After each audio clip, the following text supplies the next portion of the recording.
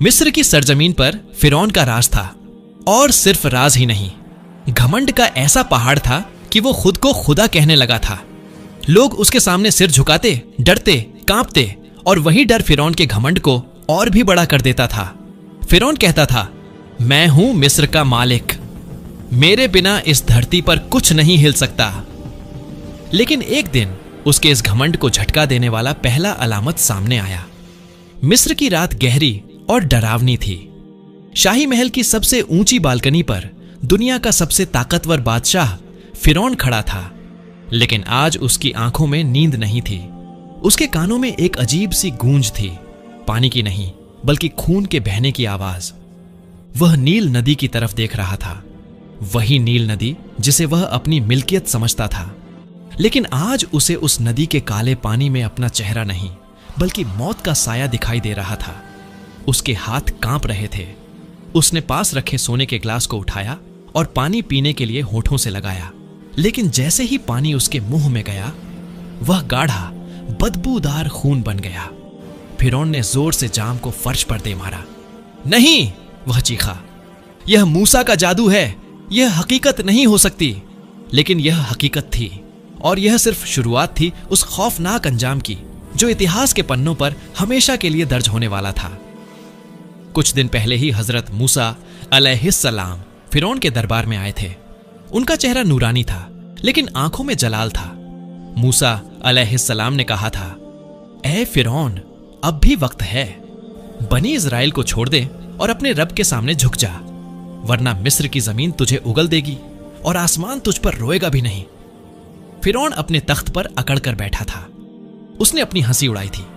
मैं मिस्र का रब हूं, ये हवाएं, ये पानी, ये सूरज, सब मेरे हुक्म के गुलाम हैं। तेरा रब मेरा क्या बिगाड़ लेगा? लेकिन फिरौन भूल गया था कि मिट्टी का बना इंसान जब खुदाई का दावा करता है तो कुदरत उसे तोड़ने के लिए अपनी सबसे छोटी फौज को भेजती है। अल्लाह का गजब उतरना शुरू हुआ। वह मिस्र जो अपनी खूबसूरती पर नाज करता था, अब एक बदबूदार नरक बन चुका था। 1. खून का कहर। सबसे पहले पानी ने बगावत की। मिस्र का हर कुआं, हर नहर, हर घड़ा खून से भर गया। मिस्रवासी प्यास से तड़प रहे थे। अजीब बात यह थी कि जब कोई बनी इज़राइल का गुलाम पानी पीता तो वह साफ और ठंडा पानी होता, लेकिन जैसे ही कोई फिरौन को मानने वाला उसे छूता, वह गाढ़ा खून बन जाता। फिरौन प्यास से पागल हो रहा था। उसके होंठ सूख कर पपड़ी बन गए थे। वह चिल्लाता, मूसा को बुलाओ, उससे कहो इसे रोके। जब मूसा अलैहिस्सलाम ने दुआ की और पानी साफ हुआ तो फिरौन का घमंड फिर लौट आया। उसने कहा, यह तो बस एक इत्तेफाक था। 2. मेंढकों का हमला। फिर अल्लाह ने दूसरी फौज भेजी। मेंढक। ये कोई आम मेंढक नहीं थे। अचानक लाखों करोड़ों मेंढक मिस्र के घरों में घुस आए। सोचिए उस मंजर को। फिरौन अपने शाही बिस्तर पर लेटने जाता तो मखमल के गद्दों के नीचे से ठंडे चिपचिपे मेंढक निकलते। वह खाना खाने के लिए निवाला उठाता तो खाने के बर्तन में मेंढक कूद पड़ते। वह बात करने के लिए मुंह खोलता तो डर रहता कि कहीं मेंढक मुंह में न चला जाए। पूरे मिस्र में सिर्फ एक ही आवाज थी, डर डर। और लोगों की चीखें। बादशाह हो या फकीर, सबको इन छोटे जानवरों ने घुटनों पर ला दिया था। फिरौन फिर गिड़गिड़ाया, फिर वादा किया, फिर अजाब टला, और फिर उसने वादा तोड़ दिया। 3. जुएं और टिड्डियों का तूफान। फिर हवा ने हमला किया। धूल और मिट्टी जुओं में बदल गई। लोगों के जिस्मों पर, बालों में, कपड़ों में कीड़े रेंगने लगे। वे खुजलाते खुजलाते अपनी खाल नोच लेते थे। उसके बाद टिड्डियों का लश्कर आया। उन्होंने मिस्र के हरे भरे खेतों को खाकर काला कर दिया। जो बागीचे फिरौन की शान थे, वे अब सूखी लकड़ियों का ढेर बन चुके थे। फिरौन का वजीर हामान उसके कान भरता रहा, जापनाह, आप कमजोर नहीं पड़ सकते। अगर आप झुके तो लोग आपको खुदा मानना छोड़ देंगे। यह मूसा का जादू है, बस कुछ दिन का खेल है। यही वो झूठी तसल्ली थी जिसने फिरौन को मौत के मुंह तक धकेल दिया। आखिरी चेतावनी आ चुकी थी। अल्लाह ने हजरत मूसा अलैहिस्सलाम को हुक्म दिया, आज रात अपने लोगों बनी इज़राइल को लेकर चुपके से निकल जाओ। अंधेरी रात में जब मिस्र सो रहा था, लाखों गुलाम खामोशी से अपने घरों से निकले। न कोई शोर, न कोई हंगामा, माएं अपने बच्चों के मुंह पर हाथ रखे हुए थीं ताकि उनकी रोने की आवाज ना आए। यह आजादी का सफर था, लेकिन सुबह होते ही फिरौन के जासूसों ने उसे खबर दी, बादशाह, मूसा अपने लोगों को लेकर भाग गया है, हमारे गुलाम जा रहे हैं। फिरौन गुस्से से लाल हो गया। उसका सीना तकब्बुर, घमंड से फटने लगा। उसने अपनी जिद की हद पार कर दी। मेरी फौज तैयार करो, उसने दहाड़ लगाई। आज मिस्र की जमीन उनका खून पिएगी। मैं मूसा को भी मारूंगा और उसके रब को भी देख लूंगा।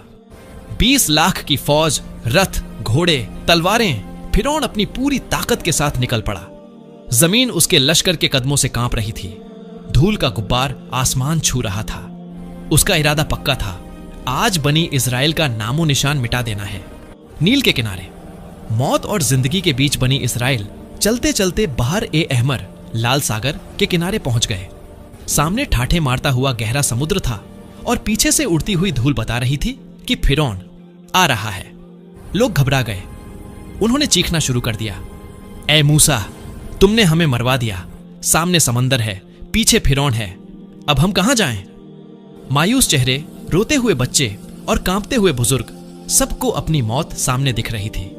लेकिन हजरत मूसा अलैहिस्सलाम का ईमान पहाड़ जैसा मजबूत था।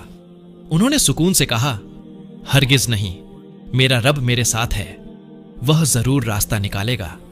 तभी अल्लाह का हुक्म हुआ, ए मूसा, अपनी लाठी समंदर पर मारो। जैसे ही लाठी पानी से टकराई, एक भयानक आवाज आई, जैसे आसमान फट गया हो। समंदर का पानी बीच से चीर दिया गया। पानी की लहरें दोनों तरफ बड़े पहाड़ों की तरह खड़ी हो गईं। बीच में सूखी जमीन निकल आई। यह मंजर देखकर लोगों की आंखें फटी रह गईं। यह नामुमकिन था, लेकिन उनकी आंखों के सामने था। मूसा अलैहिस्सलाम ने हुक्म दिया और लाखों लोग उस रास्ते से गुजरने लगे। फिरौन अपने रथ पर सवार तेजी से समुद्र के किनारे पहुंचा। वहां का मंजर देखकर उसने लगाम खींच ली। उसके घोड़े बिधक गए। उसने देखा कि समुद्र 2 हिस्सों में बटा हुआ है और बीच में एक रास्ता है। पानी की दीवारें खड़ी थीं, मानो किसी हुक्म का इंतजार कर रही हों। फिरौन के दिल में पहली बार खौफ पैदा हुआ। उसकी अंतरात्मा ने कहा, मत जा, यह जाल है, यह रब का मौजज़ा है। वह ठिठक गया। वह पीछे हटने ही वाला था कि तभी अल्लाह की हिकमत देखिए। हजरत जिब्राइल अलैहिस्सलाम एक इंसानी शक्ल में एक घोड़ी पर सवार होकर आए और फिरौन के घोड़ों के आगे से तेज रफ्तार में उस समुद्री रास्ते में घुस गए। फिरौन के घोड़ों, जो नर थे, ने जब घोड़ी को आगे जाते देखा तो वे बेकाबू होकर उसके पीछे दौड़ पड़े। फिरौन चाहकर भी उन्हें रोक न सका। जैसे ही फिरौन रास्ते पर उतरा, उसकी पूरी फौज, वजीर, सिपाही, हाथी, घोड़े सब उसके पीछे चले आए। उन्हें लगा कि रास्ता उनके लिए भी खुला है। हम मूसा को पकड़ लेंगे, वे चिल्लाए। बनी इजराइल का आखिरी आदमी समुद्र के दूसरे किनारे पर सुरक्षित पहुंच चुका था। फिरौन और उसकी पूरी फौज अब समुद्र के ठीक बीचों बीच थी। दोनों तरफ पानी की ऊंची ऊंची दीवारें थीं, जो अब कांप रही थीं। सन्नाटा इतना गहरा था कि रथों के पहियों की आवाज गूंज रही थी। अचानक हजरत मूसा अलैहिस्सलाम ने अल्लाह के हुक्म से अपनी लाठी दोबारा पानी की तरफ बढ़ाई और तब वह हुआ जिसका डर था। अल्लाह का हुक्म हुआ, मिल जा। पानी की दीवारें जो रुकी हुई थीं, भयानक शोर के साथ एक दूसरे पर गिर पड़ी। हजारों टन पानी एक झटके में फौज के ऊपर आ गिरा। बचाओ की चीखें पानी के शोर में दब गईं। रथ टूट गए, घोड़े डूबने लगे और लोहे के कवच पहने सिपाही पत्थर की तरह समुद्र की तह में जाने लगे। फिरौन पानी की लहरों से लड़ रहा था। वह डूब रहा था, ऊपर आ रहा था, फिर डूब रहा था। उसका ताज कहीं गिर चुका था। उसके शाही कपड़े भीगकर भारी हो गए थे।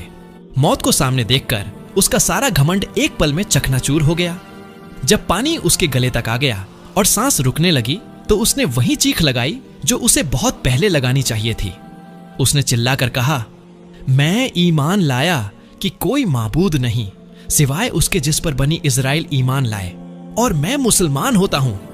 लेकिन बहुत देर हो चुकी थी। तौबा का दरवाजा बंद हो चुका था। अल्लाह की तरफ से जवाब आया जिसका मफहूम है, अब ईमान लाता है, जबकि इससे पहले तूने नाफरमानी की और फसाद मचाता रहा।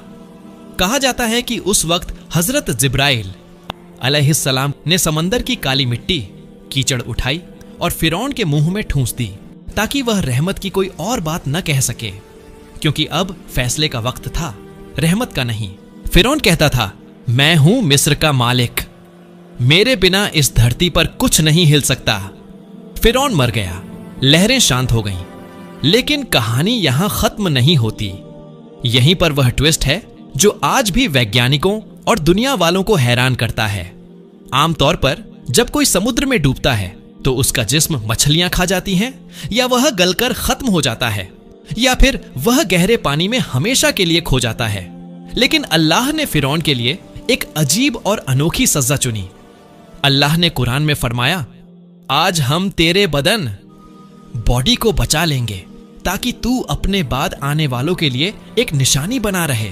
समुद्र की लहरों ने फिरौन की लाश को निगला नहीं, बल्कि उसे उगल दिया। उसकी लाश पानी के ऊपर तैरती हुई किनारे पर आ लगी। यह वही जगह थी जहां बनी इजराइल खड़े थे। उन्होंने अपनी आंखों से देखा कि वो शख्स जो खुद को रब कहता था, आज एक बेजान सूजी हुई लाश बनकर रेत पर पड़ा है। न कोई सिपाही उसे उठाने वाला था, न कोई नौकर। असली ट्विस्ट यह है, हजारों साल गुजर गए, मिस्र की सभ्यताएं खत्म हो गईं, लेकिन उस फिरौन जिसका नाम रामसेस द्वितीय या मरनबताह माना जाता है की लाश आज भी मौजूद है। अल्लाह ने उसे मिट्टी में मिलने नहीं दिया, उसे मम्मी बनाकर महफूज रखा गया। आज वही फिरौन जो कहता था, मैं सबसे बड़ा हूं, मिस्र के एक म्यूजियम में कांच के एक बक्से, ग्लास बॉक्स के अंदर पड़ा है। हजारों साल से लोग आ रहे हैं, उसे देख रहे हैं। वह न मरकर मिट्टी हुआ, न जिंदा रहा। वह इबरत का पुतला बन गया। उसका चेहरा आज भी उस खौफ और दर्द को बयां करता है जो उसने डूबते वक्त महसूस किया था।